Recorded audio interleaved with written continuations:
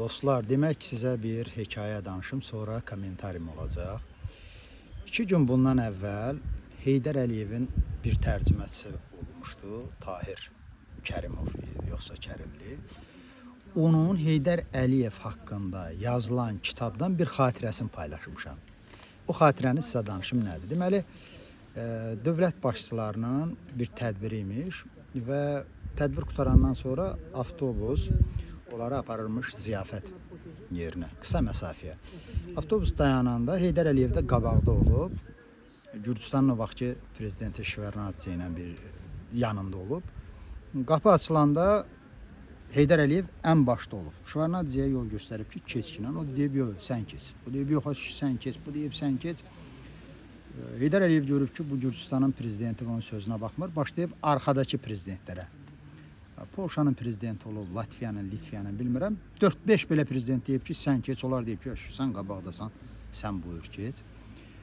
Bu çək-çevir, yəni sən keç, yoxsa sən keçməlisən, sən ağsaqqalsan, sən böyüksən, müzakirə xeyli davam edib. Bu zaman Ermənistanın o vaxt başı batmış prezidenti Koçaryan arxada olub.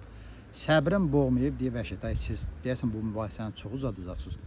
Basıb özü keçib və Tahir Kərimli də deyir ki, Heydər Əliyev başını bullayıb Koçaryanın bu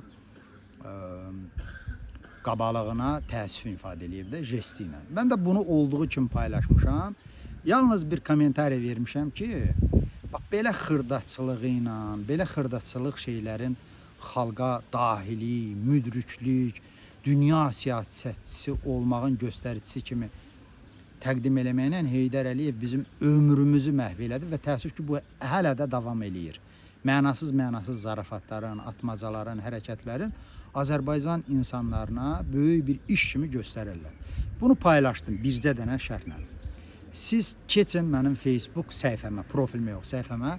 Baxın ki, Heydər Əliyevi özünə ulu lider, dahi şəxsiyyət sayan adamlar necə ora komentari yazırlar. Komentariyalar belədir ki, bu nə axmaq hekayətdir, bu nə cəfəngiyatdır, bu heç gülməli deyil, özündən uydurubsan.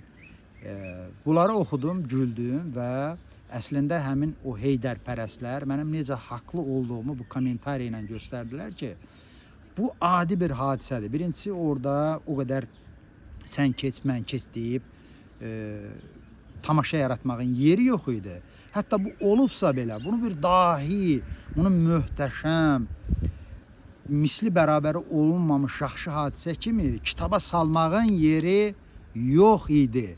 Onu Natiq uydurmayıb, Natiq danışmayıb. Heydər Əliyevin öz cangüdəni bunu danışıb və Heydər sevərlər bunu dahi bir hadisə kimi, bəşərə nümunə hadisə kimi kitablara salıblar.